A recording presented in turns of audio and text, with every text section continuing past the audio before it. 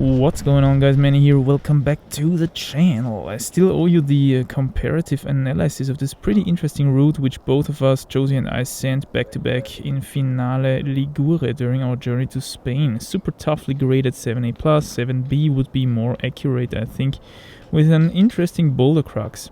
Apart from the technical value that I hope to deliver in a climbing sense with this video, it is also interesting for me personally from a video making perspective because I filmed in 4K and 50 frames per second and therefore should be able to crop in the frame quite a bit here without losing too much of resolution.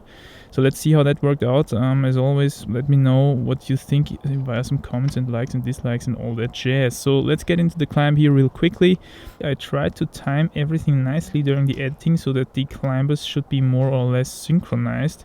The start is quite unspectacular. Some juggy holds here to this big last hole up there, which is situated below this blank wall, which initiates the crux, and Josie shook out quite a bit more here than I did, so I time-lapsed him here a little bit.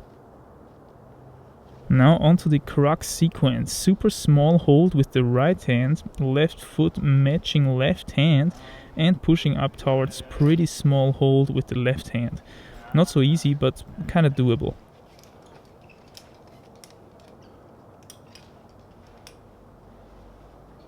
Now we're getting serious. The little Chaussee tufa that's coming down here as a Gaston move with the right hand and matching it with the left hand a bit above. Now the challenge is to reach over to these pretty okay holes which are right of that tufa, the crux move basically. And I want to emphasize here a difference in technique between the two climbers. Josie is doing a drop knee with the right knee here, and as you can see, this enables him to reach over to the good hole to the right and still be in control of the next move, which he kind of dinos in a very brutal way. So let's compare that to my solution. I did not do the drop knee. My right knee stays kind of frontal here. So as soon as I reach over, I kind of lose control of my feet and have to let go, swinging to the right. And this is where I even fell in the flash actually. So what you're seeing here is my second go and compared to Josie's third go. So once I've let go of my feet, I realized that below me on this blank wall there are no footholds anymore, so I basically simply campused the next move. So yeah, that's a not very technical solution of course, but my conclusion to this climb was that we both actually didn't find the right beta for this climb. Josie's dyno, even though he was more under control before thanks to the drop knee, was very brutal and in difficulty probably far beyond what's in the range of 7A+. He also mentioned afterwards that he nearly failed there actually. And my solution, although it didn't create so much momentum, still was very powerful because I had to campus. For a very strong climber, it would probably be the safest to simply expect losing the feet and campusing right afterwards for the next hold. This could actually be one of the few examples where simply letting go of the feet in a controlled fashion might be a safer solution than desperately trying to stick to the footholds until the last moment.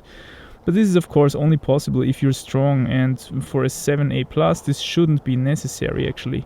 So I'm pretty sure that we actually had wrong solutions for this climb, and this goes to show how being stronger than necessary doesn't necessarily make a climb easier, because you will often enough run yourself into a wrong beta if you're not at the same time smart enough to estimate if what you're doing is appropriate for the grade. And I'd like to add here that we both actually experimented around a bit with this crux sequence, but we couldn't find a better solution. So yeah, pretty interesting climb I would say.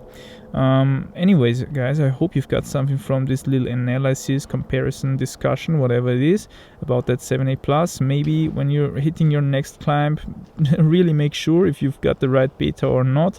You see, when a climb is on your limit, it's often so that you can only climb it with the right beta, which kind of, pulls you to the right solution from alone.